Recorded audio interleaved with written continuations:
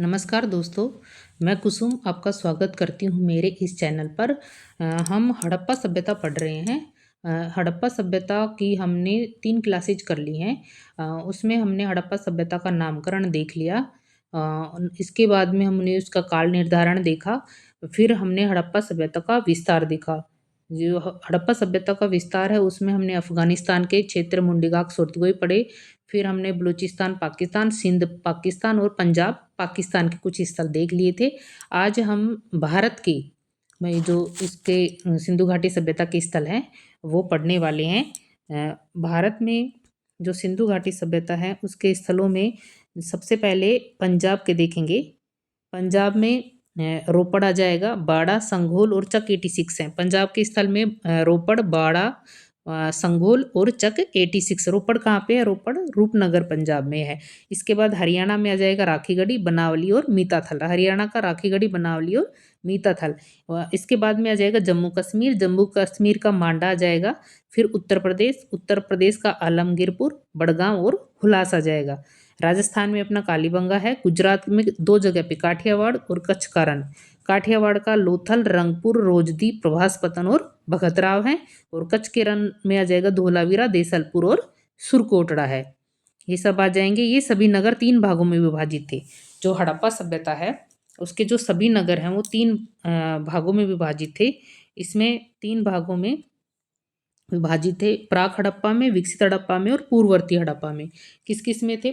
प्राक हड़प्पा में, विकसित हड़प्पा में और पूर्ववर्ती हड़प्पा में। जो प्राक हड़प्पा है उसमें बनावली, राखीगढ़ी, भिराना, उसमें आ जाएगा बनावली, राखीगढ़ी, भिराना, धोलावीरा, कालीबंगा और सौंथी। ये आ जाएंगे प्राक या जो आरंभिक हड़प्पा है उसमें आ जाएंगे बनावली, राखीगढ़ी, भिराना, धोलावीरा, कालीबंगा और सौंथी आ जाएगा। और जो विकसित हड़प्पा है उसके भारत में 570 स्थल है और पाकिस्तान में 297 स्थान में ये स्थल पाए गए हैं विकसित हड़प्पा में। और जो पूर्ववर्ती हड़प्पा है उसमें आ जाएगा कालीबंगा, रंगपुर, रोजदी। कितने कौन कौन से आ जाएंगे? कालीबंगा आ जाएगा, रंगपुर, रोजदी ये आ जाएंगे उसमें। इसमें करीबन भारत में 980 हैं और पाकिस्तान में 121 हैं। लगभग 3000 स्थान से ये स्थल मिले हैं। जो हिसार है, हिसार के राखीगढ़ी की नवीन खुदाई के दौरान 3 नई बस्तियां मिली हैं। कितनी नई बस्तियां मिली हैं? 3। हिसार की जो राखीगढ़ी खुदाई हुई है राखीगढ़ी की हिसार में, वहां से 3 नई बस्तियां मिली हैं। ये हिसार कहाँ पे है? हरियाणा में। इसके आधार पर राखीगढ़ी हड़प्पा सभ्यता का सबसे बड़ा स्थल माना गया है। राखीगढ़ी हड़प्पा सभ्यता का सबसे बड़ा स्थल माना गया है। जो हिसार है, हिसार हरियाणा में है और ये राखीगढ़ी इसकी जो अब नवीनतम खुदाई हुई है उसके दौरान 3 नई बस्तियां मिली हैं यहाँ पे। इसके आधार पर जो राखीगढ़ी है वो हड़प्पा सभ्यता का सबसे बड़ा स्थल माना गया है। स्वतंत्रता के बाद भारत में सर्वप्रथम खोज उत्खनन किसकी हुई थी? रोपड़ की। स्वतंत्रता के बाद अपने भारत जब स्वतंत्र हुआ उसके बाद में सबसे पहला स्थान खोजा गया था रोपड़, जो कि कहाँ पे स्थित है? पंजाब में। और सबसे नवीन स्थल गुजरात का कोनमेर है जिसकी खोज कब हुई थी? 2006 में हुई थी। ये क्वेश्चन आया हुआ है, शायद आरएएस में आया हुआ है। स्वतंत्रता के बाद भारत में सर्वप्रथम खोज या उत्खनन किसका हुआ था?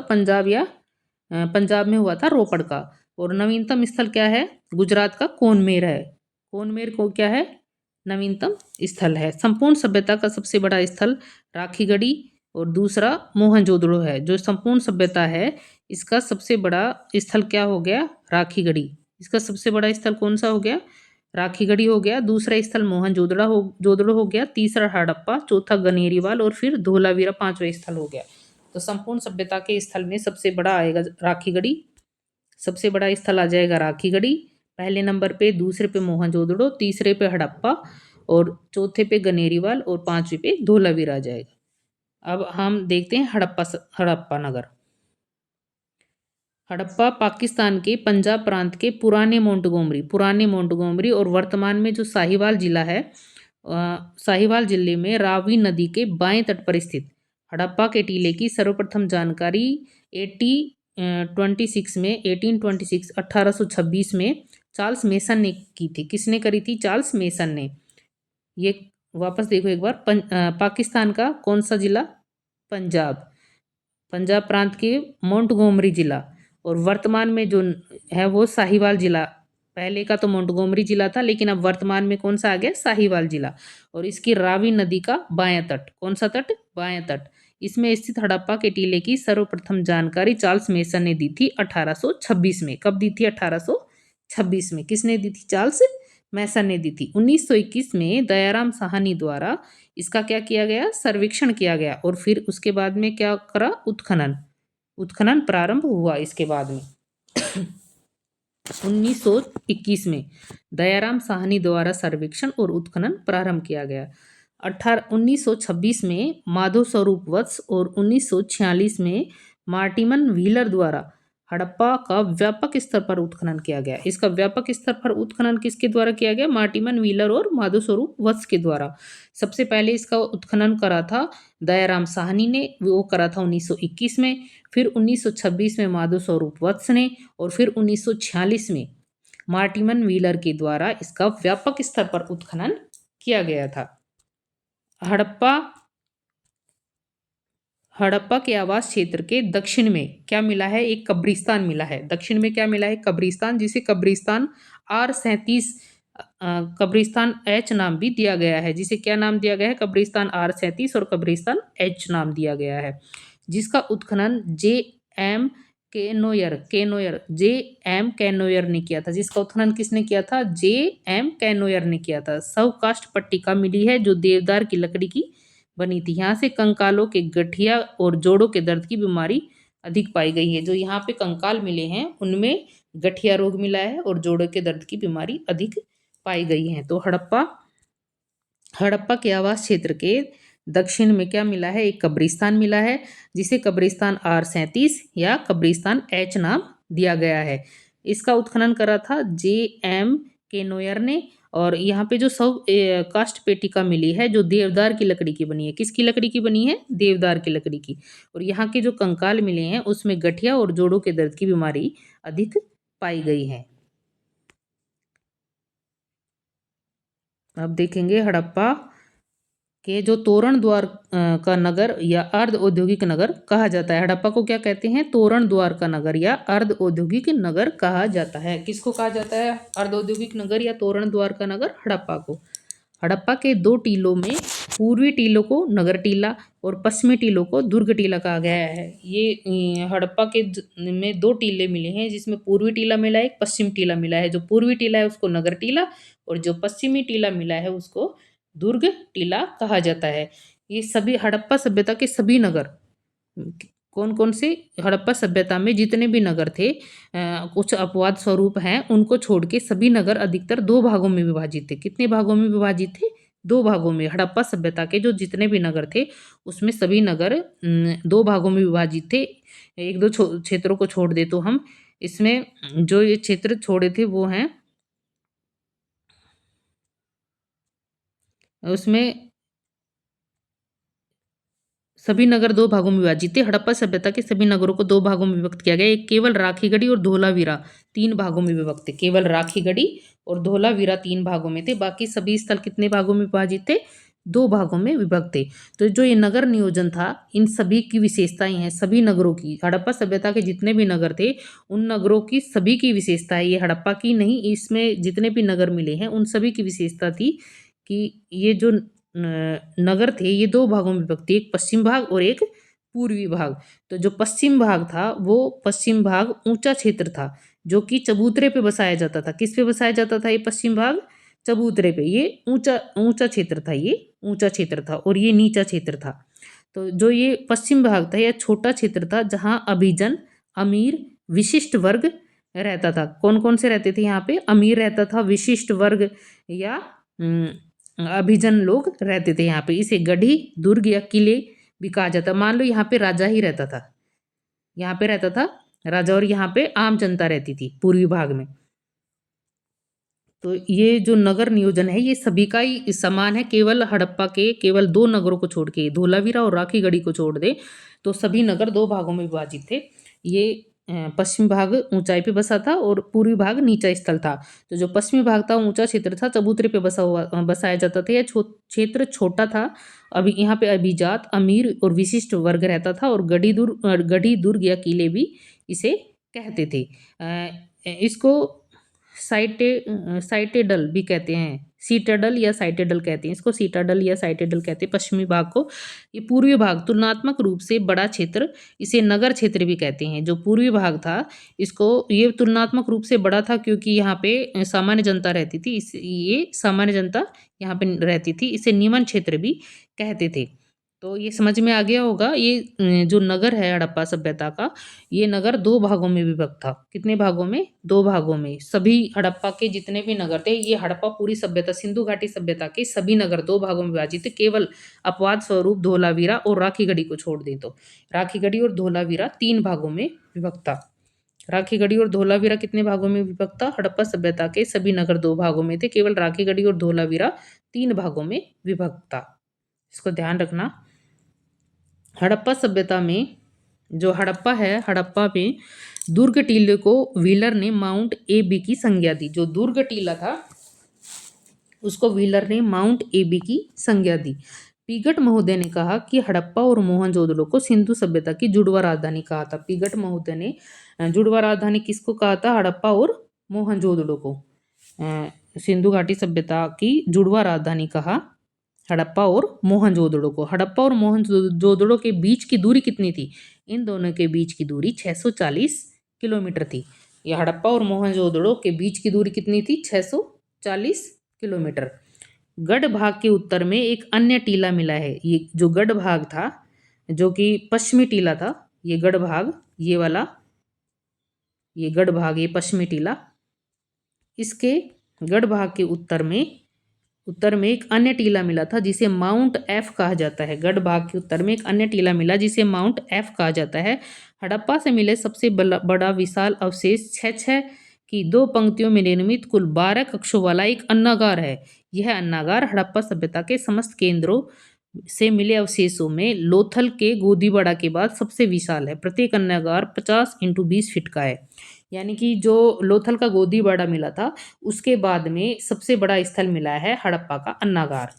ये है यहाँ पे जो हड़प्पा से मिला अन्नागार है वो कैसा था? 6 पंक्तियों की 6 की 2 पंक्तियों से निर्मित। कुल 12 कक्ष थे उसके अंदर। कितने कक्ष थे? कुल 12 कक्ष थे। कुल 12 कक्ष थे इस अन्नागार में। यह अन्नागार हड़प्पा सभ्यता के जो समस्त केंद्र मिले हैं, जो अवशेष मिले हैं उसमें जो लोथल का गोदीबाड़ा है उसके बाद में सबसे विशाल है। यानी कि सबसे पहले नंबर पे लोथल का गोदीबाड़ा है विशाल, उसके बाद में आ जाएगा हड़प्पा का अन्नागार। ये अन्नागार 50 × 20 फीट का है। कितने फीट का है ये अन्नागार? 50 × 20 फीट का। इसमें 12 कक्ष मिले हैं। कितने कक्ष मिले हैं अन्नागार में? 12 कक्ष, जो कि 6 की 2 पंक्तियों में निर्मित है। 6 की 2 पंक्तियों में निर्मित है।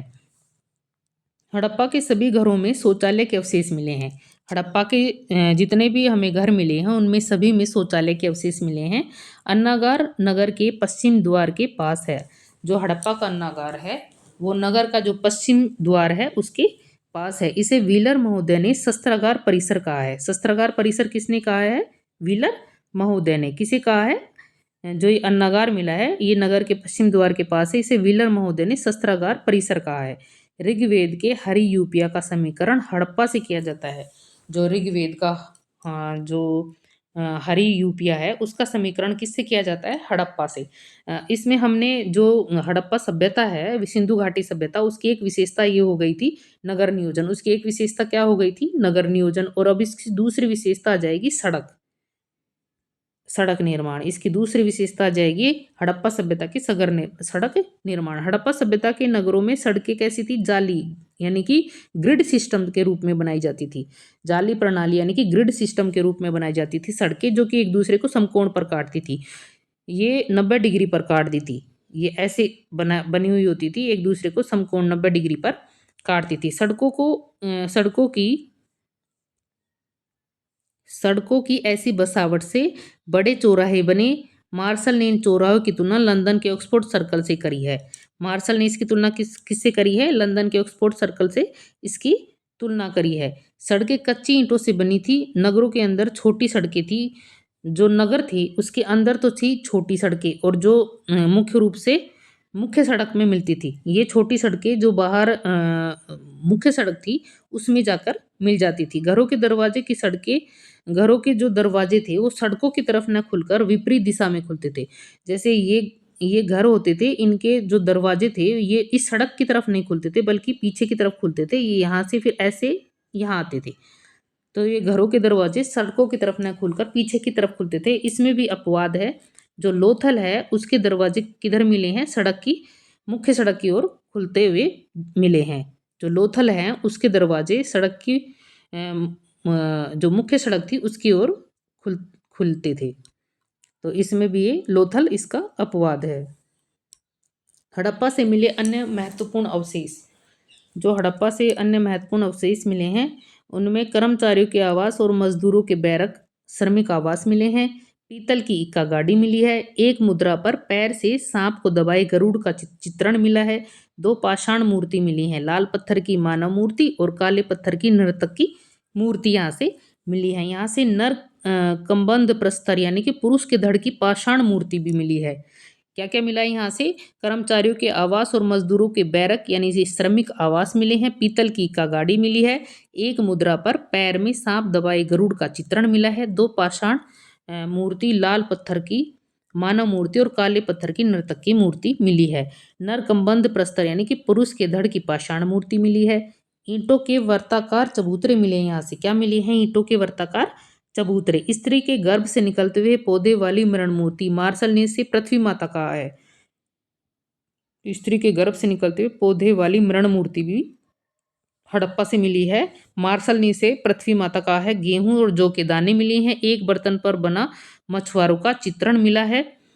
और शंख की का बना बैल मिला है। धूसर पाषाण की पुरुष नर्तक आकृति मिली है। हड़प्पा से प्राप्त नृत्यनत आकृति पत्थर की, जो कि जॉन मार्शल ने इसे नटराज शिव कहा है। किसको कहा है जॉन मार्शल ने नटराज शिव? जो नृत्यनत आकृति की पत्थर की जो मूर्ति मिली है उसको कहा है। प्रसाधन मंजूषा, कांसे का दर्पण, पशुओं की हड्डियों का ढेर, ये सब भी हड़प्पा से मिला है। हड़प्पा से और क्या क्या मिला है? प्रसाधन मंजूषा, कांसे का दर्पण, पशुओं की हड्डियों का ढेर, मनुष्य के शव के साथ बकरे का अस्थि पंजर।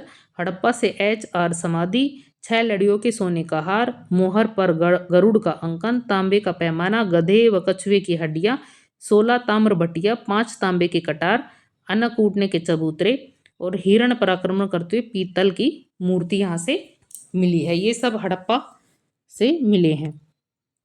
जो हड़प्पा कब्रिस्तान संस्कृति के साक्ष्य भी मिलते हैं। हड़प्पा से किसके साक्ष्य मिलते हैं? कब्रिस्तान संस्कृति के। हड़प्पा से लकड़ी के ताबूत में समाधान का साक्ष्य प्राप्त हुआ है। इसे विदेशी की कब्र माना जाता है। किसकी कब्र माना जाता है? विदेशी की। सर्वाधिक अभिलेख युक्त मोहरे हड़प्पा से प्राप्त हुई हैं, जबकि सर्वाधिक मोहरे मोहनजोदड़ो से मिली हैं। ये देखना आप, सर्वाधिक अभिलेख युक्त मोहर तो कहाँ से मिली हैं? हड़प्पा से।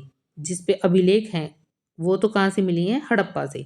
जबकि जो सर्वाधिक मोहरें कहाँ से मिलती हैं? मोहनजोदड़ो से मिलती हैं। सर्वाधिक मोहरें मोहनजोदड़ो से और सर्वाधिक अभिलेख युक्त मोहरें हड़प्पा से मिलती हैं। अब आ जाएगा ईंटें। तीसरी, पहली हमने देखी थी इसकी विशेषता में नगर सड़कों को देख लिया था। और फिर हम सबसे पहले नगर नियोजन देखा था हमने, पश्चिमी भाग, पूर्वी भाग, उसके बाद सड़कें देखी थी। और फिर अब इसमें हड़प्पा सभ्यता में जो ईंटें हैं ये इसकी एक विशेषताएं हैं। तो 3 विशेषताएं देख ली हमने पूरी सिंधु घाटी सभ्यता की। सबसे पहली विशेषता थी इसकी नगर नियोजन, उसके बाद में थी इसकी सड़कें और तीसरी विशेषता है ईंटें। तो ईंटें जो कच्ची ईंट, पक्की ईंट और फन्नीदार अलंकृत ईंटें, इस तरह की एल आकार की ईंटें मिली हैं यहाँ से। जो कच्ची ईंटें मिली हैं वो रक्षा प्राचीर में सड़क या चबूतरा बनाते थे कच्ची ईंटों से। पक्की ईंटों से भवन निर्माण बनाते थे। जो फन्नीदार ईंटें मिली हैं वो कुएं बनाने और मेहराब बनाने में काम आई। अलंकृत ईंटें कालीबंगा के फर्श निर्माण से मिली हैं। अलंकृत ईंटें, एल आकार की ईंटें दीवारों के जो किनारों पर मिली, हमें एल आकार की ईंटें मिली हैं। तो ईंटें भी ये 4-5 प्रकार की हैं। इसमें से जो रक्षा प्राचीर में और चबूतरे में, रक्षा प्राचीर में, सड़क और चबूतरे में जो काम में ली जाती थी वो होती थी कच्ची ईंट। पक्की ईंट भवन निर्माण में लेते थे, फन्नीदार कुओं को बनाने, मेहराब बनाने में लेते थे, और जो अलंकृत ईंटें थी वो कालीबंगा के फर्श के निर्माण में मिली और एल आकार की दीवारों के फर्श के किनारे पर मिली हैं। ईंटों में भी समानता थी। जो इसकी ईंटें थी वो भी 4:2:1 की मिली हैं। ईंटें कैसी मिली हैं? 4:2:1, यानी कि 4 इसकी लंबाई थी, चौड़ाई 2 थी और ऊंचाई 1 थी। अब जो ईंटें हैं, ईंटों को जमाने हेतु किसका प्रयोग करते थे? गारे का। और जिप्सम का प्रयोग किस में करते थे? नाली के निर्माण में करते थे। और बिटुमिन घोल का मोहनजोदड़ो में प्रयोग हुआ है। बिटुमिन घोल का प्रयोग कहाँ से हुआ मिला है? मोहनजोदड़ो से। कच्ची ईंटों का प्रयोग अधिक कालीबंगा, रंगपुर और लोथल में हुआ है। कच्ची ईंटों का प्रयोग कहाँ पे हुआ है? कालीबंगा, रंगपुर और लोथल में हुआ है। अब इसके बाद में हम मोहनजोदड़ो पढ़ेंगे अगली क्लास में। आज हम इतना ही करेंगे। आज हमने पढ़ लिया ये सारी चीज़ें पढ़ी हैं। इसके बाद में जल्दी जल्दी रिवाइज हो जाएगा आपका। आप इससे अच्छे से ध्यान और मन से पढ़ना, जिससे इससे बाहर आपको कुछ भी पढ़ने को चाहिए देखना भी मत, क्योंकि बहुत अच्छा मैंने सब कुछ पढ़ा है ये। तो आप अच्छी तरह से पढ़ना, रिवाइज करना और क्वेश्चन लगाते रहना। इन सब के सारे क्वेश्चन आपको इधर से ही मिल जाएंगे जब आप लगाओगे तो। और आपको अगर ये क्लासेज मेरी अच्छी लग रही हैं या अच्छी लग रही हैं तो प्लीज़ चैनल को सब्सक्राइब कर लेना और अपने दोस्तों के साथ शेयर भी करना। धन्यवाद दोस्तों।